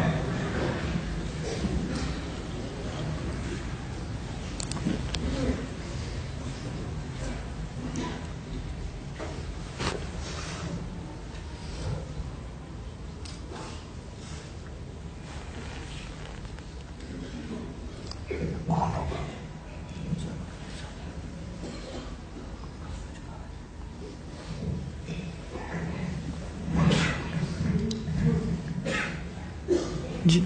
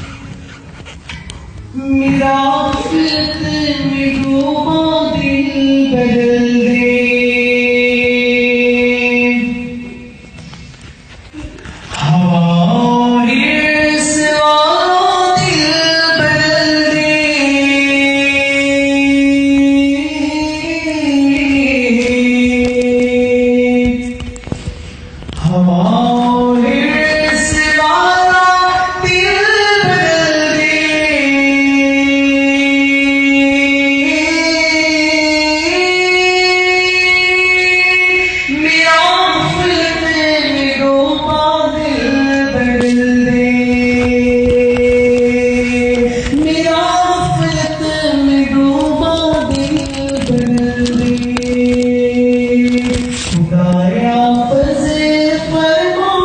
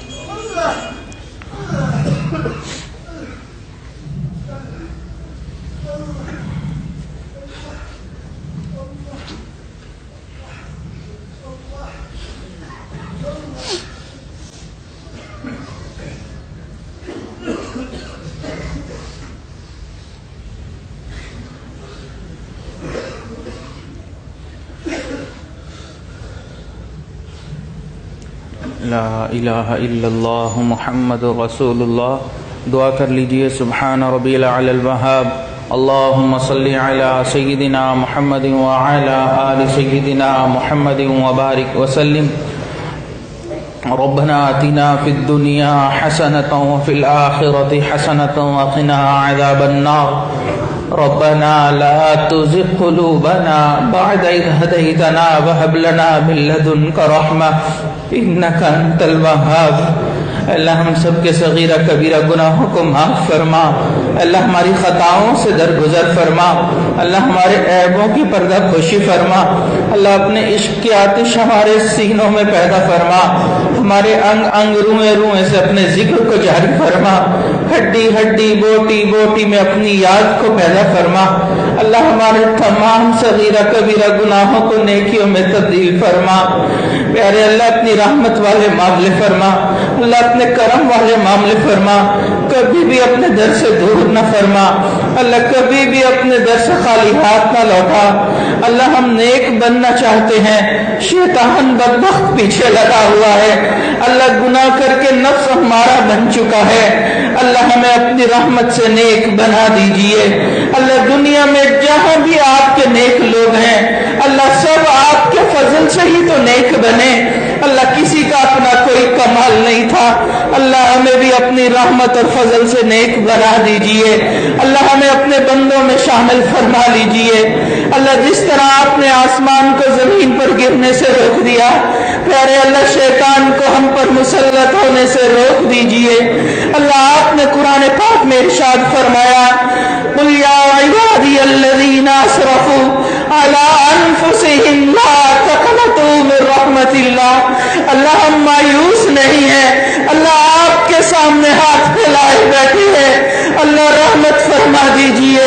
پیارے اللہ کرم فرما دیجئے. اللہ آپ نے قرآن پاک میں ارشاد فرمایا, شیطان جو میرے بندے ہیں ان پر تیرا داؤ نہیں چلے گا. اللہ ہمیں اپنے ان نیک بندوں میں شامل فرما لیجئے. اللہ کرم فرما دیجئے. اللہ گناہ کر کر کے تھک چکے ہیں, اللہ نیک بننا چاہتے ہیں. اللہ اپنی رحمت فرما دیجئے. اللہ آپ کے محبوب نے ہمیں آپ کا در دکھلایا, یہ بھی بتلا دیا کہ اس در کے سوا کوئی دوسرا در نہیں. اللہ ہمارے سامنے آپ کے سوا کوئی دوسرا در نہیں. اللہ رحمت فرما دیجئے. اللہ دنیا کے مانگنے والے کا تو کوئی مسئلہ نہیں, ایک در سے نہ ملے تو دوسرے پر چلا جائے گا, دوسرے سے نہ ملے تو تیسرا پر چلا جائے گا. اللہ مسئلہ تو ہمارا ہے, ہمارے سامنے آپ کے سوا کوئی دوسرا پروردگار نہیں. اللہ ہم قسم اٹھا کر کہتے ہیں آپ ہی ہمارے رب ہیں, آپ ہی ہمارے داتا ہیں. اللہ رحم فرما دیجئے. اللہ کرم فرما دیجئے. اللہ جتنے حاضرین ہیں, اللہ جس کسی کی نیکی آپ کو پسند ہے اللہ اس کی نیکی کی برکت سے اللہ تمام کے گناہوں کو معاف کر دیجئے. اللہ جس کا رونا آپ کو پسند ہے اللہ اس کے رونے کی برکت سے ہمیں معاف کر دیجئے. پیارے اللہ ہمیں نہ دیکھیے, اللہ گنبد خضرا کے مکی کو دیکھ لیجئے. اللہ آپ کے محبوب کے امتی آپ کے سامنے ہاتھ پھیلا کر آپ سے معافی مانگ رہے ہیں. اللہ معاف کر دیجئے. اللہ معاف کر دیجئے. پیارے اللہ معاف فرما دیجئے. پیارے اللہ معاف کر دیجئے. پیارے اللہ معاف فرما دیجئے. اللہ اگر آپ نے معاف نہیں کرنا اللہ پھر بھی ہمیں معاف کر دیجئے. پیارے اللہ معاف فرما. اللہ معاف فرما.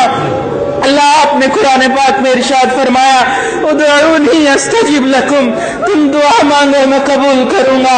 اللہ ہم آپ سے مانگ رہے ہیں, اللہ قبول فرما لیجئے. پیارے اللہ قبول فرما لیجئے. اللہ ہم جانتے ہیں ہمارے اندر کی کوئی قابلیت نہیں, کوئی نیک عمل نہیں جو آپ کے سامنے پیش کریں. اللہ فقط اپنی رحمت سے اللہ ہمیں قبول فرما لیجئے. پیارے اللہ قبول فرما لیجئے. اللہ رحم و کرم والے معاملے فرما. اللہ ہمیں اپنی رضا نصیب فرما. میرے اللہ ہمیں اپنی رضا نصیب فرما. اللہ ہمارے سے اپنی ناراضگی کے دنوں کو ختم فرما.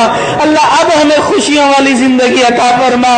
اے دعا پر یاد کر عرش بری کو تھام کے اے خدا رخ پھیر دے اب گردش ایام کے. خلق کے راندے ہوئے دنیا کے ٹھکرائے ہوئے آئے ہیں اب تیرے در پر ہاتھ پھیلائے ہوئے. حق پرستوں کی اگر کی تو نے دل جوئی نہیں تانا دیں گے بت کے مسلم کا خدا کوئی نہیں. خار ہے بدکار ہے ڈوبے ہوئے ذلت میں. خار ہے بدکار ہے ڈوبے ہوئے ذلت میں ہے. جو بھی ہے آقا تیرے محبوب کی امت سے. اللہ جیسے بھی ہے آپ کے محبوب کے امتی ہے. اللہ آپ کو آپ کے محبوب کے آنسوؤں کا واسطہ. اللہ آپ کو امتی کی صداؤں کا واسطہ. اللہ ہماری ان صداؤں کو سن کر قبول فرما لیجئے. اللہ ہمیں معاف کر دیجئے. پیارے اللہ معاف کر دیجئے. اللہ مجمع میں کتنے چھوٹے ہیں. اللہ آپ کو ان کی معصومیت کا واسطہ. اللہ آپ جیسے بھی مانتے ہیں اللہ ہم آپ کو منانے کو تیار ہے. لیکن اللہ بس آپ ہم سے راضی ہو جائیے. پیارے اللہ راضی ہو جائیے. پیارے اللہ اپنی رضا نصیب فرما دیجئے. اللہ ہم سے ناراض نہ ہوئیے. اللہ ہم نے دنیا میں دیکھا ہے بچہ اگر کوئی اپنے کپڑوں کو نجاست لگا لے ماں نفرت نہیں کرتی پھینک نہیں دیتی. سمجھتی ہے کہ نادان ہے بیٹا تو میرا ہی ہے. اللہ وہ اس کو نہلا کر صاف کپڑے پہنا کر سینے سے لگا لیتی ہے. اللہ ہم نے بھی اپنی نادانی سے اپنے آپ کو گناہوں کی نجاست میں اللہ ڈال چکے ہیں. اللہ ہمیں دور نہ کیجیے. اللہ ہم سے نفرت نہ کیجیے. اللہ جیسے بھی ہے بندے تو آپ ہی کے ہیں. اللہ ہمیں اپنی رحمت سے صاف فرما دیجئے. اللہ آپ کے محبوب نے فرمایا پوری انسانیت کے قلوب آپ کی 2 انگلیوں کے درمیان ہیں. یقلبها کیف یشاء. آپ جس کا دل جس طرف چاہے پھیر دیتے ہیں. اللہ ہمارے دلوں کو نیکی کی طرف پھیر دیجئے.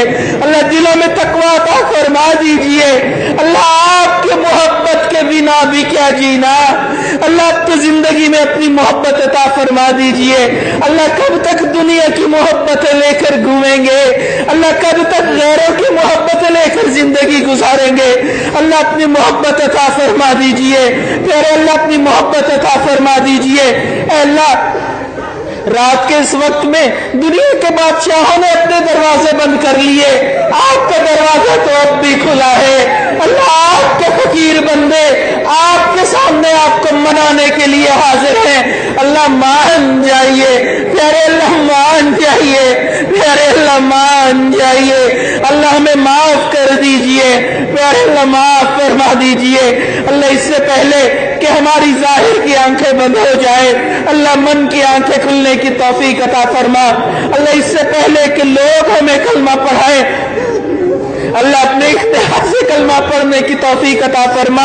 اور اس سے پہلے کہ لوگ ہمیں غسل دیں اللہ غسل توبہ کی توفیق عطا فرما. اللہ اس سے پہلے کہ لوگ ہمیں کفن پہنائیں اللہ ہمیں تقوی کی پوشاک پہننے کی توفیق عطا فرما. اللہ اس سے پہلے کہ ہماری نماز جنازہ پڑھی جائے اللہ ہمیں نماز کی حضوری نصیب فرما. سجدے کا سرور نصیب فرما.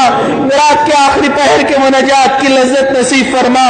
اللہ اس سے پہلے کہ لوگ ہمیں قبر میں لٹا دیں اللہ ہمیں قبر کی تیاری کرنے کی توفیق عطا فرما.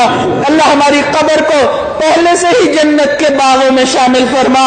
اے اللہ اس سے پہلے کہ قیامت والے دن آپ کے سامنے پیشی ہو اللہ ہمیں اپنی بارگاہ میں قبولیت عطا فرما. اللہ ہمیں اپنی رضا نصیب فرما. اللہ ہمیں نیکی تقوی والی زندگی عطا فرما. اللہ اپنے محبوب کی سنتوں پر عمل کرنے کی توفیق عطا فرما. اللہ ہمارے گھروں میں سنتوں کو زندہ فرما. اللہ قیامت تک آنے والی نسلوں کو اللہ ایمان کی دولت نصیب فرما. سنت کے اوپر عمل کرنے کی توفیق نصیب فرما.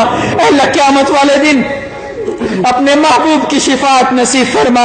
اللہ ہم دنیا میں ایسے وقت میں پیدا ہوئے آپ کے محبوب کی زیارت نہ کر سکے، اللہ بہت دل چاہتا ہے ان زلفوں کو دیکھیں جسے آپ نے واللیل کہا، ان آنکھوں کو دیکھیں اللہ جو خوبصورت تھی، اللہ وہ چہرہ کتنا پیارا تھا، آسمان کی طرف اٹھتا تھا۔ آپ فرماتے ہیں قد نرى تقلب وجهك في السماء، اللہ اپنے محبوب کی زیارت کروا دیجئے۔ اللہ آپ کے محبوب کے تذکرے سن کے، آپ کے محبوب کے تذکرے پڑھ کے، اللہ آپ کی محبوب کی جو دل میں دیکھنے کی آگ ہے اللہ دن ب دن بڑھتی چلی جا رہی ہے۔ اللہ دنیا میں تو اب یہ ممکن نہیں، لیکن اللہ خواب میں اپنے محبوب کی زیارت کروا کے اللہ اس آگ کو اور بڑھکا دیجئے، اللہ اس آگ کو اور بڑھکا دیجئے، اور قیامت والے دن اپنے محبوب کی زیارت کروا دیجئے۔ اللہ اپنے محبوب کی زیارت کروا دیجئے، اللہ ان کی شفاعت نصیب فرما، اللہ اپنے محبوب کے قدموں میں جگہ نصیب فرما، اللہ ان کے جھنڈے تلے جگہ نصیب فرما، اللہ اپنے محبوب کے ہاتھوں حوض کوثر کا جام نصیب فرما، اللہ جنت میں اپنے محبوب کا پڑوس نصیب فرما۔ اللہ ہم اس قابل نہیں، لیکن اللہ قیامت والے دن جب ہم آئے، اللہ آپ نے قرآن پاک میں ارشاد فرمایا کچھ لوگ ہوں گے جن کو آپ دیکھ کر مسکرائیں گے، آپ ان کو دیکھ کر مسکرائیں گے۔ اللہ ہم جانتے ہیں ہم اس مقام کے قابل نہیں، لیکن اللہ دعا کرتے ہیں جب قیامت والے دن آپ کے سامنے پیشی ہو آپ ہمیں دیکھ کر مسکرائیں، ہم آپ کو دیکھ کر مسکرائیں، ایک آواز آ جائے یا ایتھا النفس المطمئنہ ارجعی الی ربک راضیۃ مرضیہ فادخلی فی عبادی وادخلی جنتی۔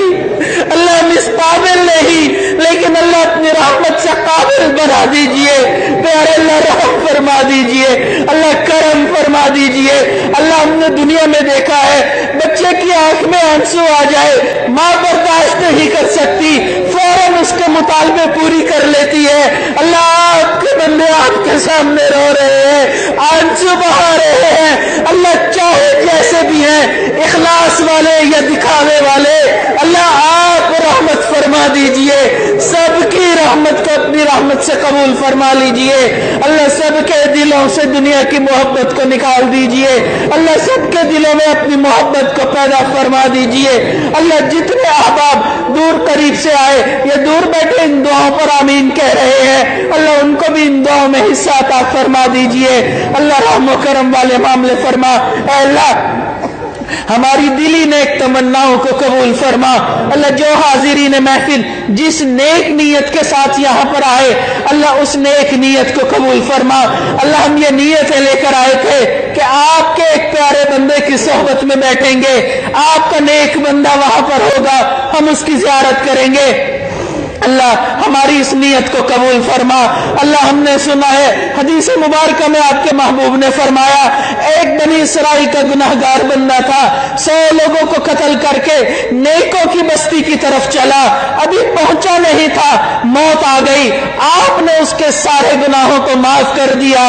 اللہ ہم تو نیک بندے کی صحبت میں پہنچ چکے ہیں، پیارے اللہ ہمارے بھی گناہوں کو معاف کر دیجئے، اللہ معاف فرما دیجئے۔ اللہ جتنے احباب ہیں سب کی نیک تمناؤں کو قبول فرما۔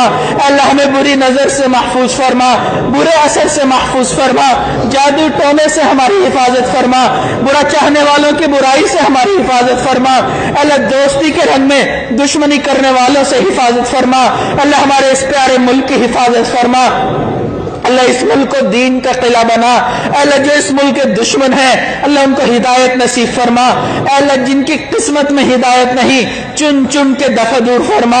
اللہ ہمارے حکمرانوں کو وقت کے مناسب اچھے فیصلے کرنے کی توفیق عطا فرما۔ اللہ ہمیں معاشرے کا اچھا فرد بن کر زندگی گزارنے کی توفیق عطا فرما۔ اللہ ہمارے مدارس عربیہ کی حفاظت فرما، دعوت و تبلیغ کے کام کی حفاظت فرما، جہاں اللہ ہوتی ان خانقاہوں کی حفاظت فرما۔ فرما، اللہ ہمارے علماء حق کی حفاظت فرما، اللہ ہمارے مشائخ کی حفاظت فرما، اللہ دنیا میں جہاں بھی مسلمان ہیں اللہ تمام مسلمانوں کی جان مال عزت آبرو کی حفاظت فرما، اللہ جب سے پیدا ہوئے ہیں اللہ ہم زوال ہی زوال دیکھ رہے ہیں، اللہ مسلمانوں کو عروج عطا فرما، اللہ مسلمانوں کو عزت عطا فرما، اللہ ہمیں عزت رفتہ نصیب فرما، اللہ رحم و کرم والے معاملے فرما، اے اللہ اس ادارے کو ترقی نصیب فرما، اللہ اس کے فیض کو عالم کے کونے کونے تک پہنچا، اللہ حضرت مولانا جو محنتیں کر رہے ہیں اللہ ان محنتوں کو قبول فرما، اللہ ان کی جو تکلیفیں ہیں اللہ ان کو ختم فرما، پریشانیوں کو ختم فرما، اللہ جو قرض میں ڈوبے ہوئے ہیں قرض کی ادائیگی کی سبیل پیدا فرما، اللہ ہمارے کچھ ساتھی ہیں اللہ ان کی بیٹی اور ان کے کچھ رشتہ دار اللہ ہاسپٹل میں ہیں،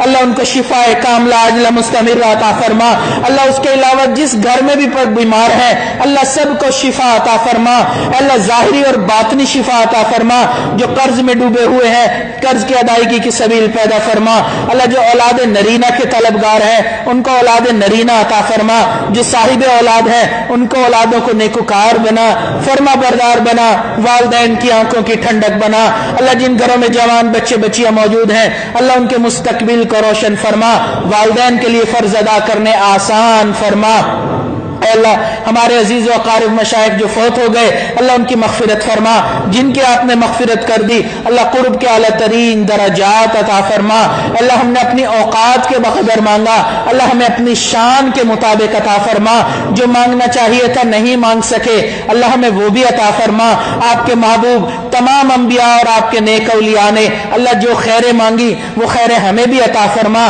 جن شرور سے پناہ مانگی اللہ ہمیں بھی پناہ عطا فرما، ہماری ان دعاؤں کو اللہ اپنی رحمت سے قبول فرما، ربنا تقبل منا انك انت السميع العليم وتب علينا انك انت التواب الرحيم، وصلى الله تعالى على خير خلقه سيدنا محمد وعلى آله واصحابه اجمعين.